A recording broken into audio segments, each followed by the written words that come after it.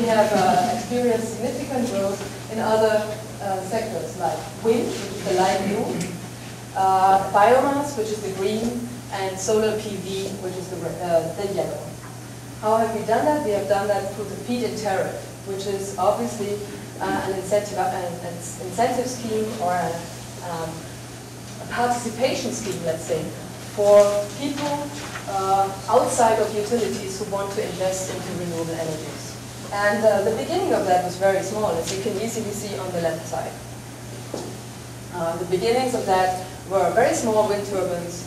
They were put on farms, single farms. Every farmer would put, some of the farmers in the north of Germany would put up a 30 kilowatt wind turbine, rather small machine, manufactured by their friend next door in his garage. Homemade models or small scale, like cottage industries. In the south, there was another group of people who used this provision. In the south, you had a couple of old flour mills along small brooks and creeks, and they said, okay, I have this flour mill, I'm not a miller anymore, I moved to the city and I live in the city, maybe decent salary as a bank clerk, but I have this water mill, and wouldn't it be nice if I had my water run over this water mill and generate some electricity? So these were very small scale producers that we're talking about, and somehow it so happened that they had a decent lobby in the parliament and made their friends, nudge their friends into putting in place this law. And the law gives these guys the right to sell their power to the utility. It's modeled on a similar law that was very successful in deploying the wind turbine industry in Denmark. And that again was modeled on the PERPA legislation in the US, which also grants access to the utility scheme. And actually, as I said, in the parliament at that time, nobody took that scheme really serious. Except for maybe a couple of friends of these garage inventors who then also implemented a scientific program that monitored what happened in these smaller garage manufactured wind turbines and helped those guys improve their technology to a significant degree, helped remove blades cracking and flying through the air and hitting other people's sheep and stuff like that. And incidentally, this also led to the rise of an insurance industry, which dealt with these kinds of sheep. But as the wind turbines grew larger, of course also the investment amounts grew larger. And about here, 1995 or 4, you can also see that the financial industry also reacted to this whole movement and came up with a financial product that helped raise the money for the ever larger wind farms and wind turbines. So slowly but surely, a whole new set of industries across the multiple sectors arose, including service sectors, but also affecting like traditional industries like construction, because you needed cranes to put the blades up on these turbines, because suddenly these 30 kilowatt turbines had grown into 300 kilowatts and then 3 megawatts, and the hub height had become, the hub heights had become something like 80 meters rather than 8 meters. So you needed more sophisticated equipment and so on and so forth. With the growth of these industries, obviously the lobby in Parliament also grew stronger. And here, this law was revised and reviewed very thoroughly and amended with a couple other provisions that were actually very effective in terms of facilitating more investment. Let's go into these components of that law right now. So of course, as the name says, the law consists of guaranteed tariffs. So the utility has to give the investor, say you, for each kilowatt hour they have to give, I have to give you a specified amount of money. And I don't have to do this only today, but I have to do this for 20 years from today, if you put your plant today online. But it depends on what kind of plant you're investing in, what technology you're investing in, whether wind, hydro, PV, or biomass. It varies by the size of your plant, by the resource quality that you're using, or the feedstock, and also in some cases by location. But then if you wait to connect your facility to my grid, by a year, you get less. So as to incentivize early action or help you get your ass up. And this is a very important thing because the presumption is, the underlying assumption is that next year you can get the equipment cheaper. So why should I pay you next year the same thing as this year?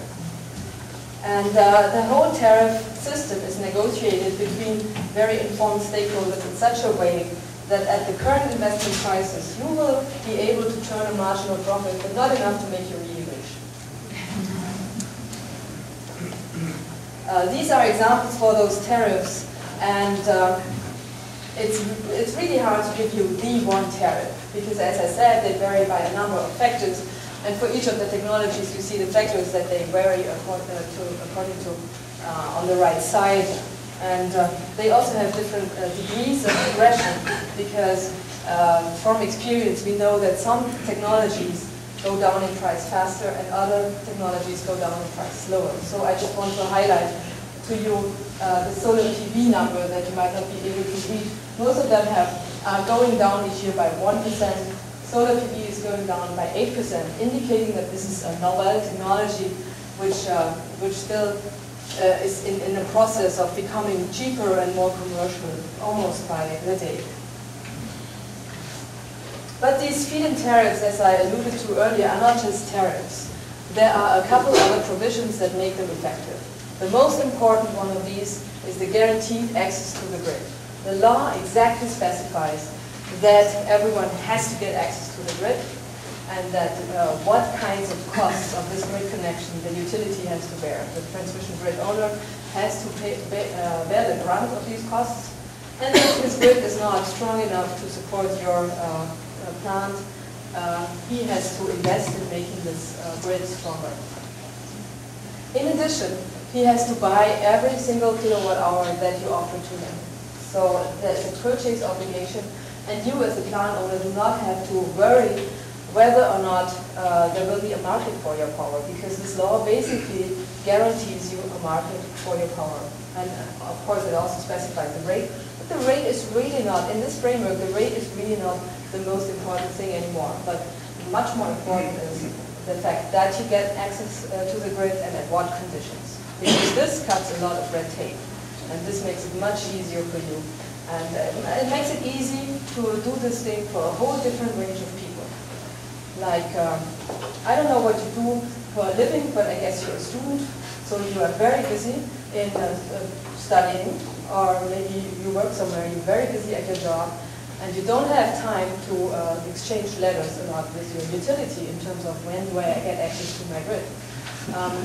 So this law actually makes it easy for you. You write a letter to your utility, one letter, say you want to connect this type of plant to your utility, and according to your math, this plant justifies a feed-in tariff of X, and the utility writes back, okay, we'll have the line ready on the 27th of May, and we'll send you some guy who then turns on the switch.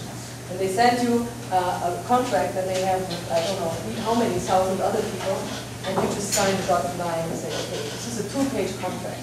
As Arne's publication illustrates nicely, in the US, a typical power grid agreement is 85 pages.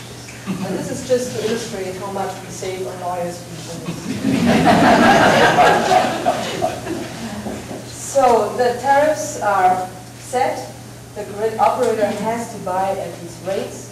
And of course, we have within the country various resource qualities. So in the north, we have lots of wind. In the south, we have better sun. So regionally, we have found out that people are charged various rates for this electricity. So at the 1990 revision, they also put in place a national equalization fund that converts the burden of this law onto every consumer in the whole country. I see on my bill that I'm paying for 16% of my electricity within this context of this law, and I see on my bill also how much I'm paying in addition. I can tell you how much I pay because my husband does the bills, but I'll tell you later on what the average consumer pays.